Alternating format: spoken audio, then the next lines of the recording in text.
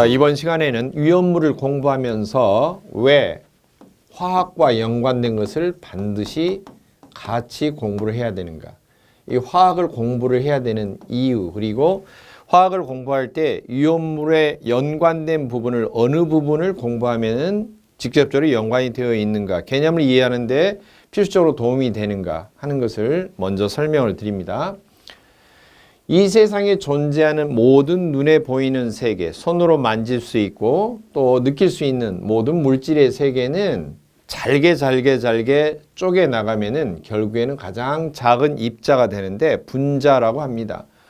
그리고 이 분자를 더 잘게, 재료가 무엇으로 이루어져 있을까? 그 재료 상태까지 쪼개보는 것을 원자라고 합니다. 분자와 원자는 큰 차이점이 뭐냐? 가장 작은 입자는 같은 의미이지만 원자는 물질의 상태가 아니고 물질을 만들 수 있는 원래 재료가 되는 상태입니다. 이 원자가 결합을 해서 먼저 하나의 분자가 되면은 이 분자는 바로 그 물질의 세계에서 가장 작은 상태의 입자라고 할 수가 있는 거죠. 따라서 분자는 물질의 성질이 있는 상태에서 가장 작은 입자, 원자는 성질은 없으나 바로 이 분자를 만들 수 있는 재료가 되는 상태의 가장 작은 입자, 이렇게 부를 수가 있고요. 그렇다면 이 원자는 또 세부적으로 자세히 들여다보면 어떤 구조로 되어 있을까? 물론 원자를 이 다음 페이지 넘기면 이제 자세히 공부를 하겠지만 원자는 핵과 전자로 이루어져 있는데 핵 주변으로 전자가 이렇게 회전하고 있는 형태입니다.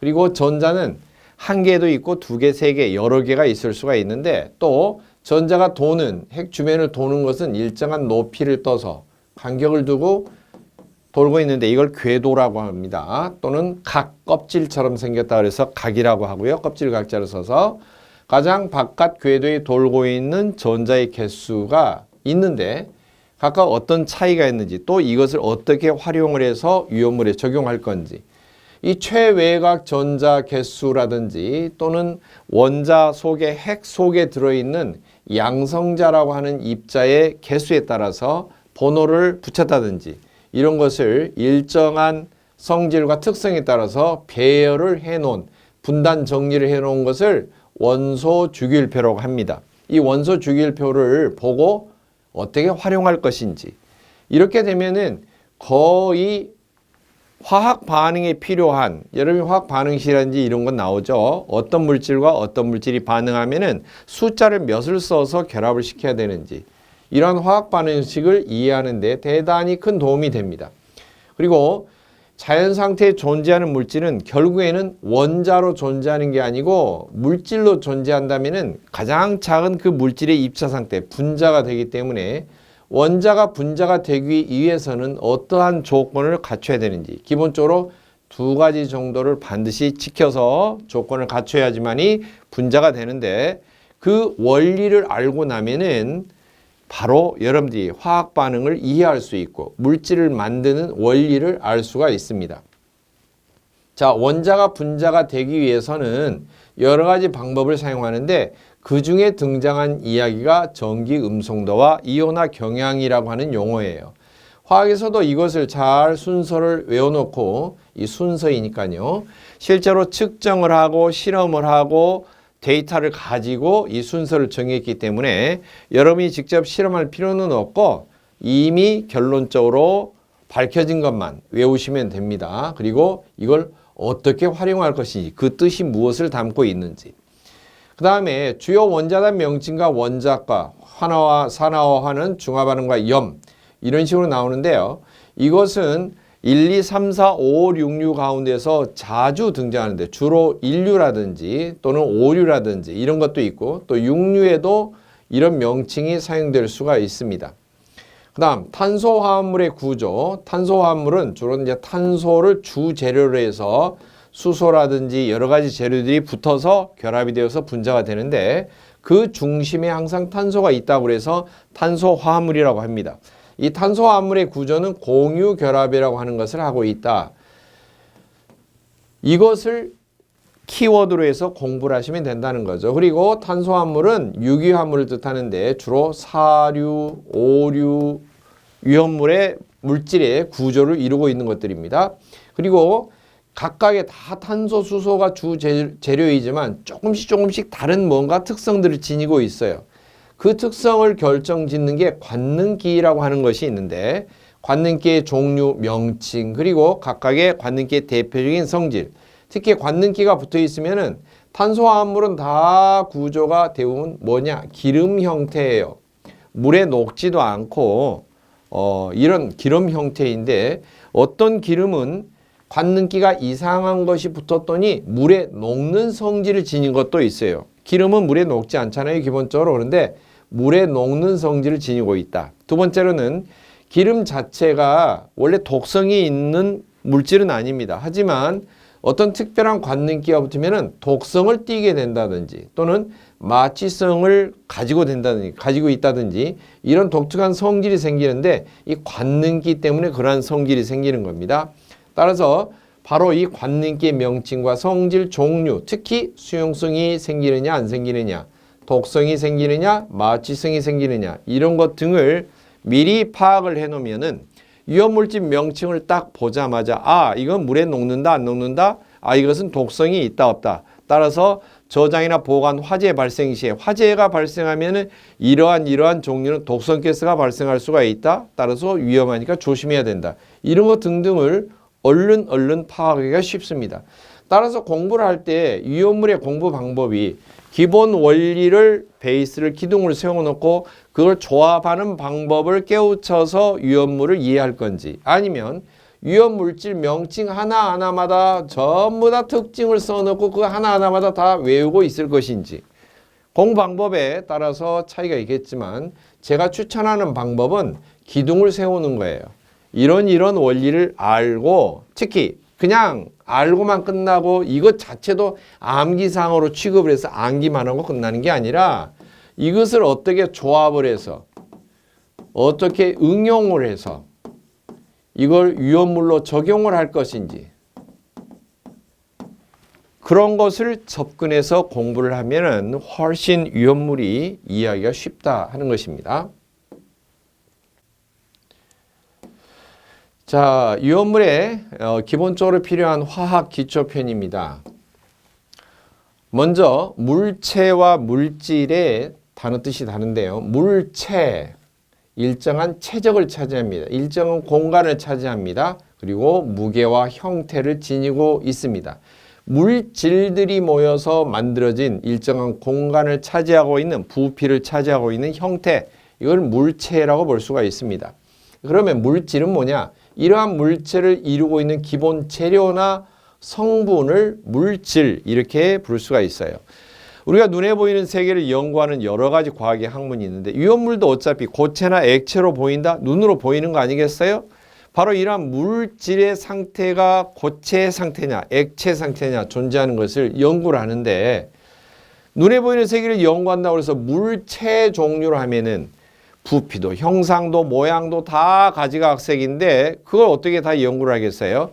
그러나 다양한 형태의 물체라고 해도 재료 자체는 같을 수가 있죠.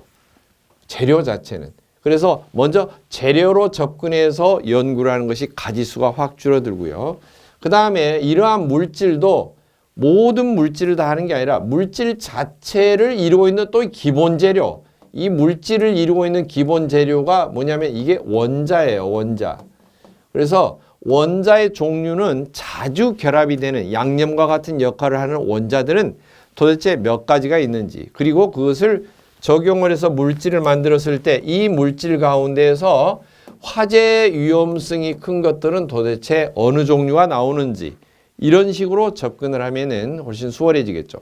자, 먼저 물질이 철의 성분, 셀룰로스 성분 이렇게 있다고 칩시다. 철의 성분과 셀룰로스 성분이 있어도 이 철을 가공을 해서 일정한 형태와 무게와 모양을 지니고 있는 물체를 만들 때는 철을 사용해서 칼을 만들 수도 있고 못을 만들 수도 있고 가위를 만들 수도 있어요. 그 다음 셀룰로스는 섬유질인데요. 나무 섬유질, 식물의 줄기 성분 섬유질인데 이러한 식물의 줄기를 가공을 해서 책상을 깎아서 만들 수도 있고 의자를 만들 수도 있고 아니면은 책처럼 종이로 해서 만들 수도 있죠. 다양한 형태의 물체가 나오겠죠. 그래서 물체의 종류는 하나의 물질을 가지고도 여러 가지 형태의 물체를 만들 수가 있기 때문에 물질을 연구하는 것이 훨씬 더 간편하다 할 수가 있죠. 자, 그러면 이러한 물질의 분류는 또 어떻게 있을까? 첫째, 순수한 물질이 있고 그걸 순물질이라고 합니다. 두 번째는 이 순물질끼리 혼합, 섞어 놓은 혼합물이라고 하는 게 있어요. 혼합물. 이처럼 혼합물과 순수한 물질로 나눌 수가 있는데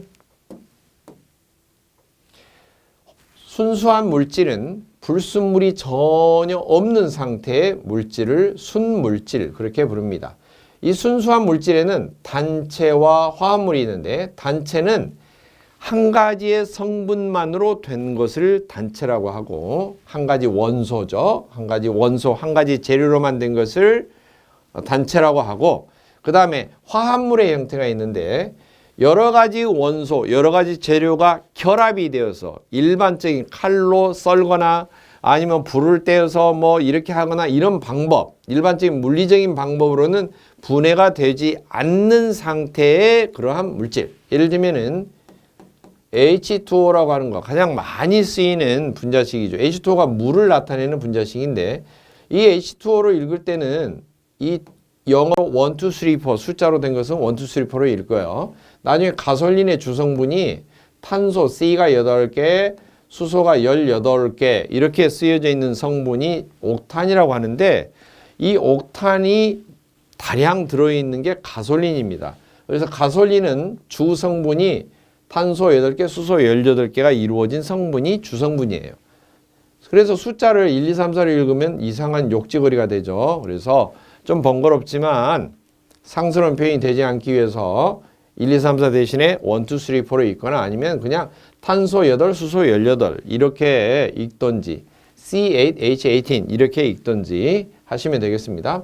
자, 아무튼 물이라고 하는 분자를 입자를 분자식으로 나타내면 어떤 재료로 이루어져 있을까? H, 수소 2개와 O, 산소라는 재료로 이루어져 있습니다. 두 가지 재료가 수소 2개, 산소 1개가 결합이 되어서 물을 칼로 아무리 베어도 그대로 물이고 물을 얼려도 물이고 물을 끓여도 물이고 높은 데서 떨어뜨려도 물이고 이게 수소와 산소로 쪼개지지가 않죠. 일반적인 방법으로는 완전히 결합되어서 하나의 새로운 물질이 된 거죠. 그러나 완전히 물만 있다면 물끼리만 있다면 불순물이 전혀 없다면 물로만 되어 있다면 순수한 물이 되겠죠.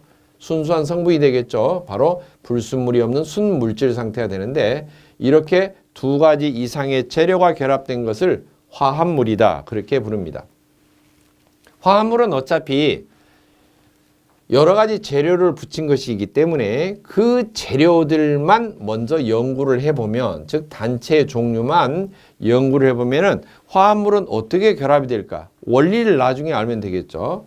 자, 그러면은 한 가지 원소로만 구성된 것을 단체라고 그랬는데 이러한 원소의 종류를 보면은 자연계에서 대체적으로 103가지 정도 이상, 요즘엔 120가지도 더 인공적으로 밝혀낸 것이 있는데요. 바로 이런 것들을 자연계에서 손쉽게 볼 수 있는, 금방 파악할 수 있는 것들은 103가지인데 뭐 수능 시험 볼 것도 아니고요. 여러분들이 103가지를 다 외우는 건 필요가 없어요. 만약에 자주 쓰인다면 뭐 대략 한 5개에서 10개 정도만 파악을 하고 있으면 되고 뭐 수능을 준비해도 일반화학의 범위에서는 1번부터 20번까지로 해서 번호를 붙여서 약 20여 가지 정도만 이렇게 제대로 파악을 해도 여러 가지 결합물질을 알 수가 있습니다. 그러나 유연물에서는 자주 쓰이는 것 자체가 5가지에서 10가지 정도밖에 되지 않기 때문에 그 정도만 이렇게 파악을 하시면 되겠습니다.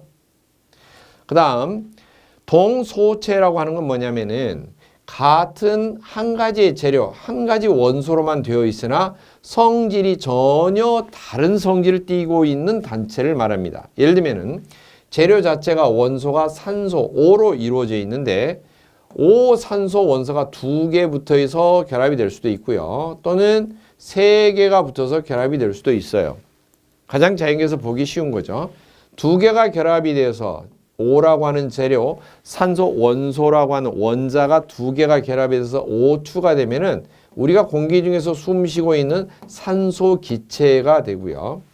그 다음에 O3, 산소 알갱이가 3개가 결합되어서 만들어진 이러한 단체는 뭐냐면 이게 오존이라고 하는 기체가 됩니다.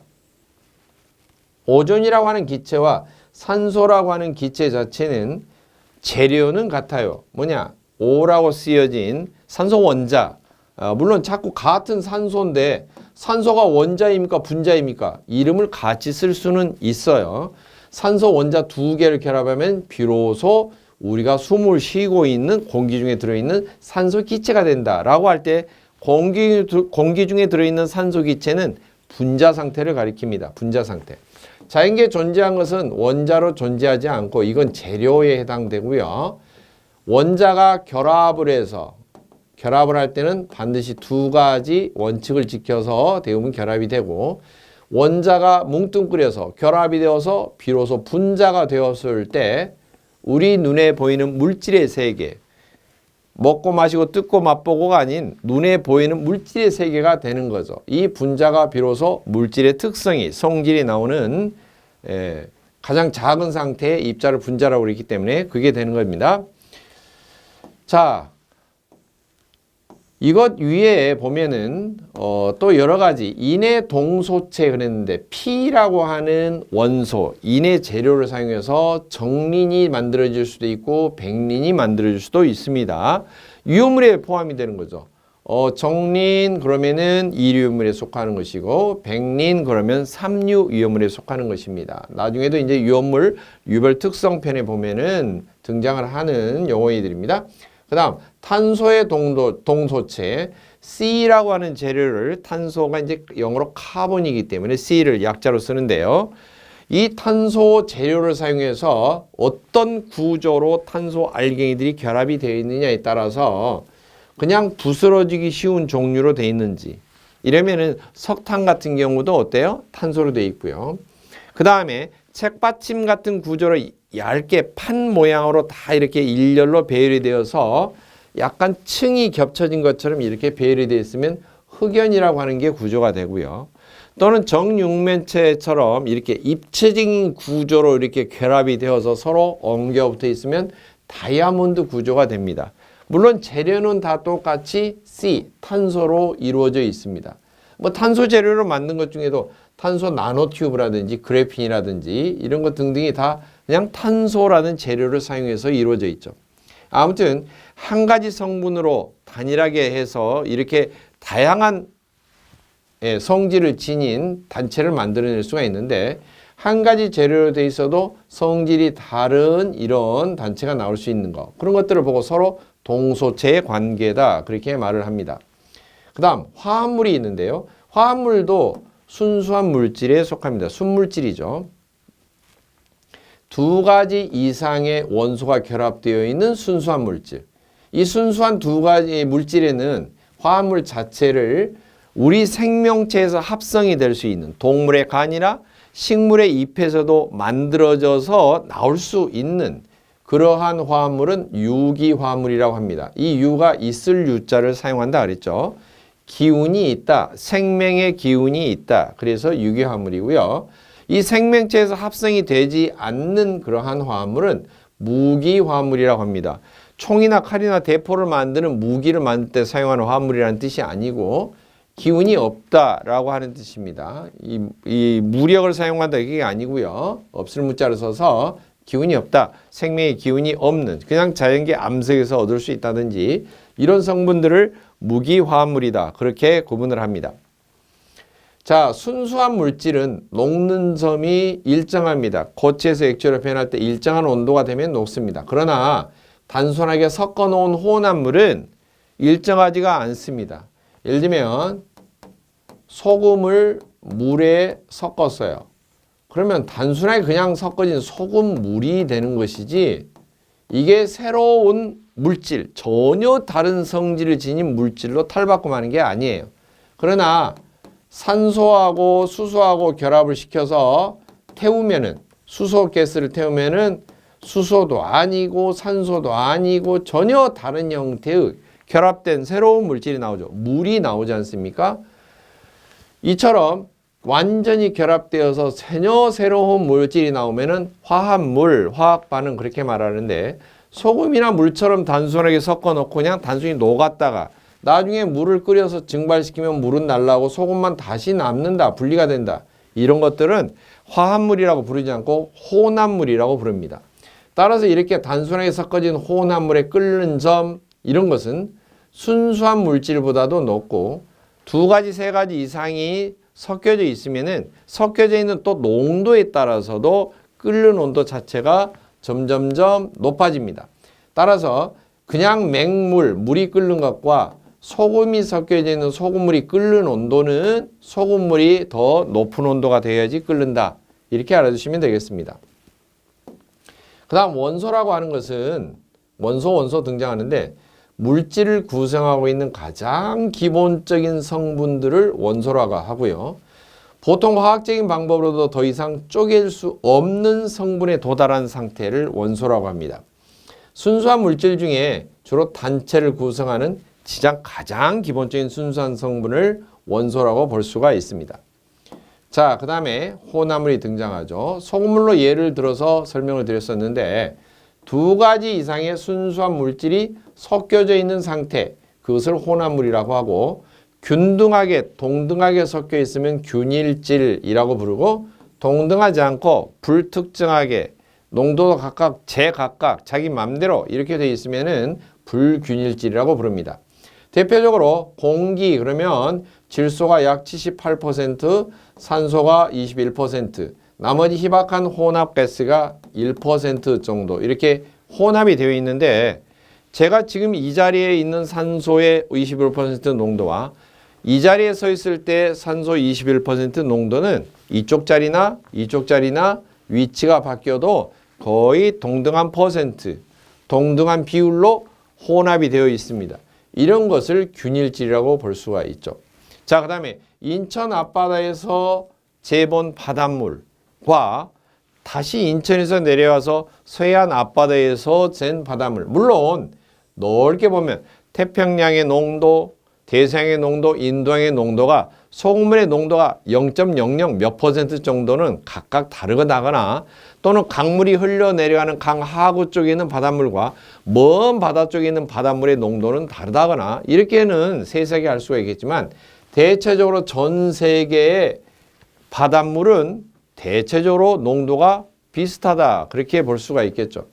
자, 이처럼 거의 어느 곳이나 균등하게 혼합이 되어 있는 상태면은 균일질이라고 부릅니다. 불균일질의 대표적인 건 뭐냐면 흙탕물인데요. 흙탕물이 내려가다 좀 흘러가는 속도가 줄어들면은 흙탕물의 성분이 가라앉기도 하고, 다시 속도가 빨라져서 요동치면 다시 일어나서 농도가 진해지기도 하고 엉망이죠. 군데군데마다 다 다르고요. 그 다음 암석은 여러 가지 성분들이 화산이 분출된다든지 기타 퇴적암층이 된다든지 그러면은 균일한 농도로 이렇게 형성이 된 게 아니고, 똑같은 지역에 있는 1m 떨어진 곳에 있는 또는 2m 떨어진 곳은 바위마다 암석마다 각각 자세히 분석을 해보면은 농도가 조금씩 섞여 있는 성분이 달라질 수밖에 없죠. 이런 것이 대표적으로 불균일질이라고 볼 수가 있습니다.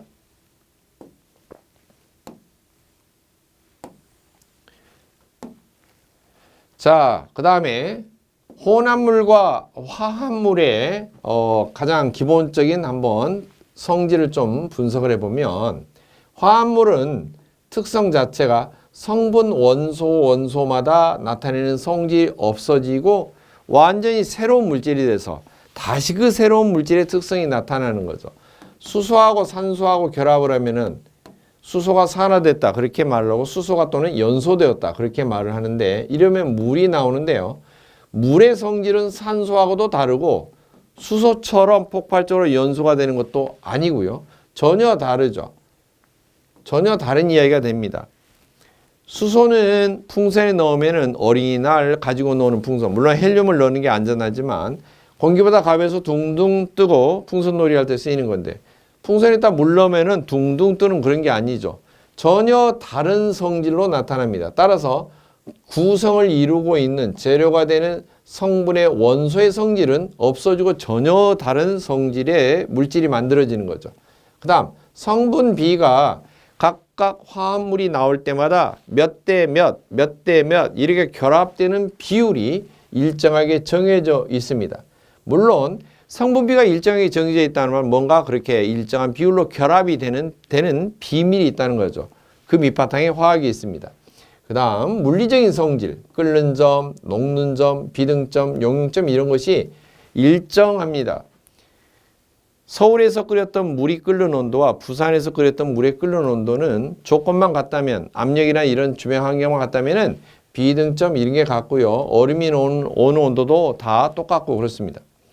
그러면 어떻게 분리를 할 것인가? 이런 것은 화합물은 화학적인 방법에 의해서만 분리가 되는데, 대표적으로 다른 화학약품을 통해서, 화학물질을 통해서 화학 반응을 일으키거나 아니면은 전기적인 에너지를 집어넣어서 전기 분해를 시키거나 하는 것에서만 분리가 됩니다. 그러나 혼합물은 어떻게 되는가? 성분 물질의 성질을 그대로 갖고 있습니다. 소금을 물에다가 녹였다, 소금물이 됐죠. 소금물은 소금의 성질도 있고 물의 성질도 있습니다. 짭짤한 것도 있고 물의 기본적인 성질도 다 지니고 있죠.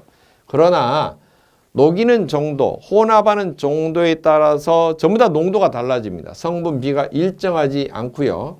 그리고 물리적인 방법으로도 분리가 됩니다. 물리적인 방법, 뭐 섞어졌다, 채로 걸른다든지, 아니면 덩어리 큰 콩하고 작은 소금하고 섞어놨다, 뭐 채로 걸르면 콩은 남고 소금만 밑으로 빠진다든지, 또는 물로 녹여본다든지, 또는 가열을 해본다든지, 이런 것 등등 그냥 물리적인 방법으로도 서로 분리가 되는 것들을 혼합물이라고 볼 수가 있습니다.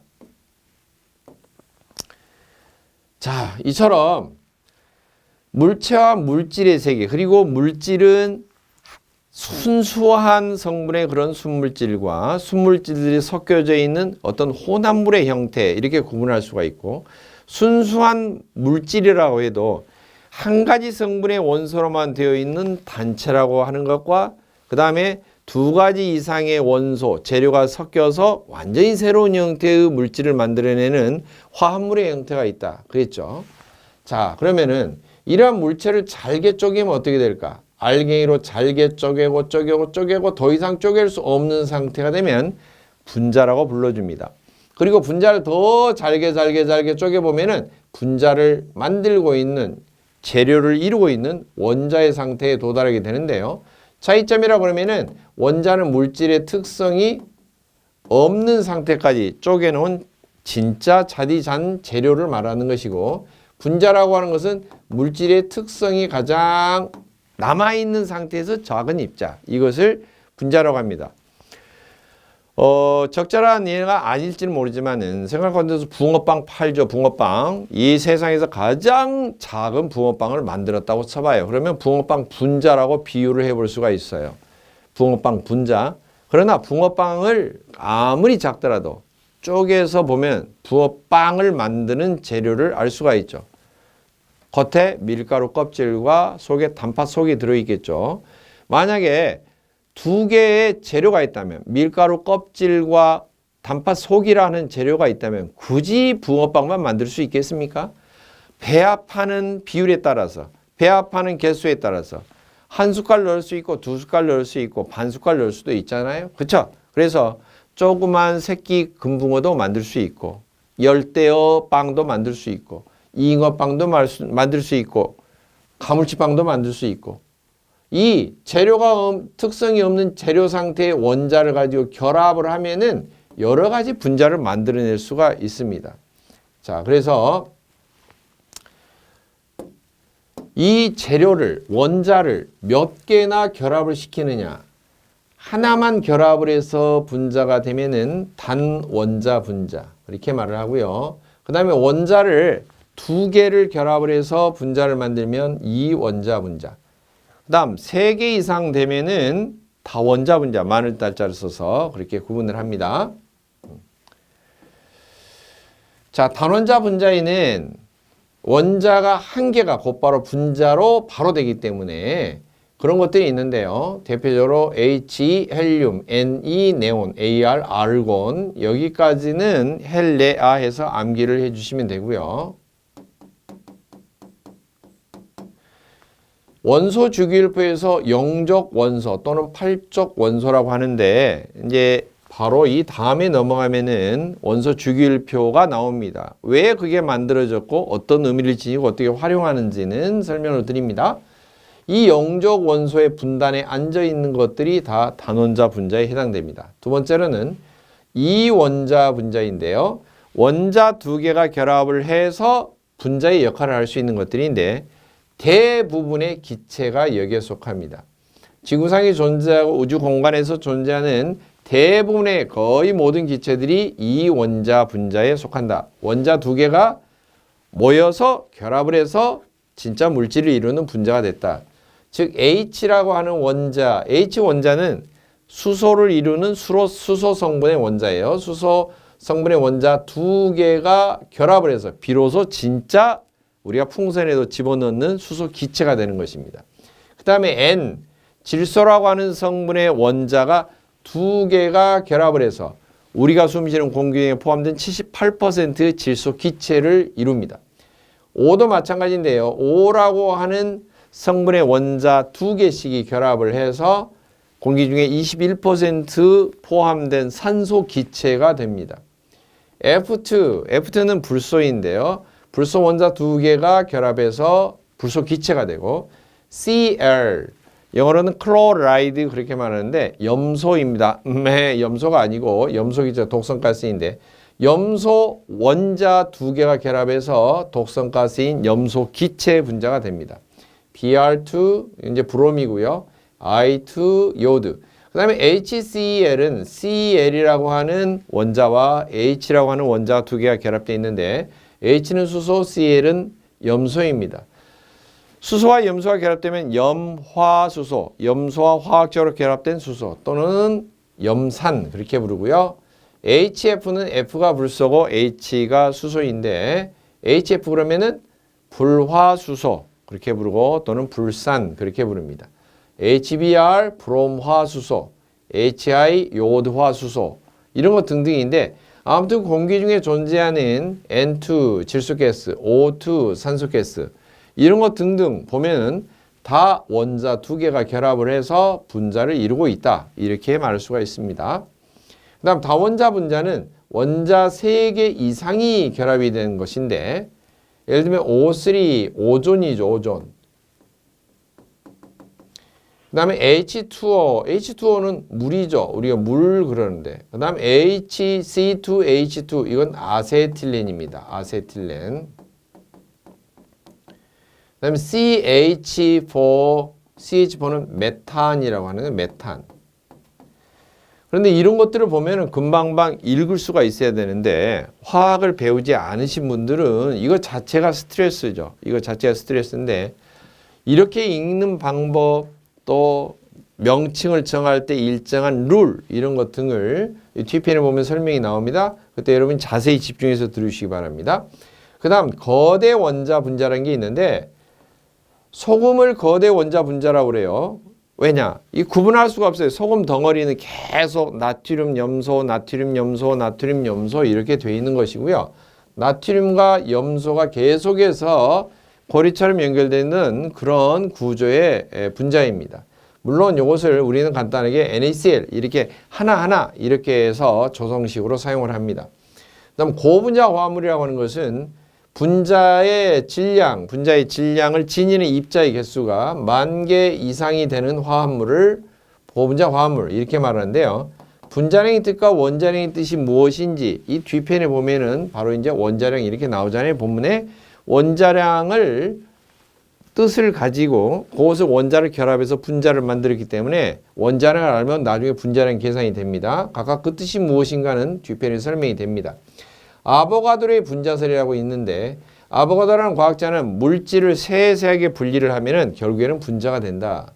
물질을 아주 작게 쪼개면 결국 분자가 된다. 이런 이야기입니다. 이렇게 주장을 했고요. 자, 같은 물질의 분자는 같은 물질이라면 제가 마시는 물과 그 다음에 정수기에서 뽑아낸 물과 같은 물질이라면 분자는 크기나 모양, 질량, 성질이 모두 같다.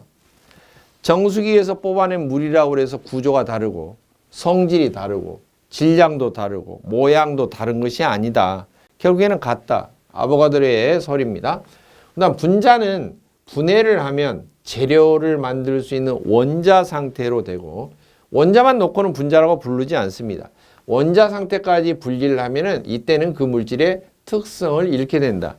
즉 분자를 쪼개면 재료 상태로서 재료 상태에서 입자 그게 쪼개져서 나오는데 그 재료 상태의 입자는 원자라고 부르고 재료만으로 되어 있는 것은 분자가 아니기 때문에 물질의 특성이 없다라고 부릅니다. 그러나 원자로 쪼개져 있는데도 원자 하나가 분자의 역할을 할 수 있는 독특한 것들이 나오죠. 그게 영적 원소라고 하는 조금 전에 설명드린 헬륨, 네온, 아르곤 이런 것을 가리키는데 그런 것은 예외입니다. 하지만 모든 분자는 원자로 쪼개면은 물질의 특성을 잃게 됩니다.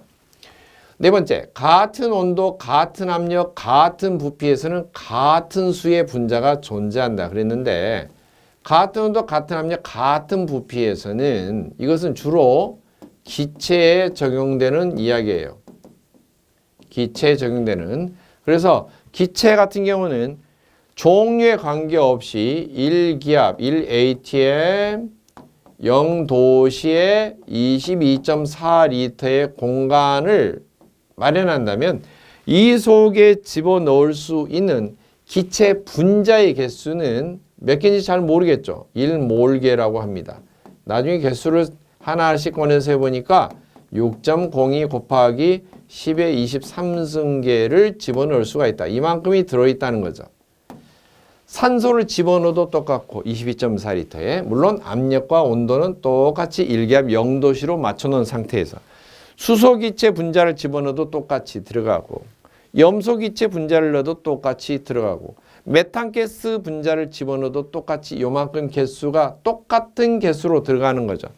그래서 요만큼 개수를 몇 개 부를 것이냐 12개 같으면 한 다스 이렇게 부를 텐데 6.02 곱하기 10의 23승계는 몰계라고 합니다. 영어로 MOL. 그래서 1몰계. 몰은 원래 뜻이 작은 입자의 개수를 표시하는 7가지 중에 기본 단위에 속합니다. 단위가 7가지가 기본 단위가 있죠.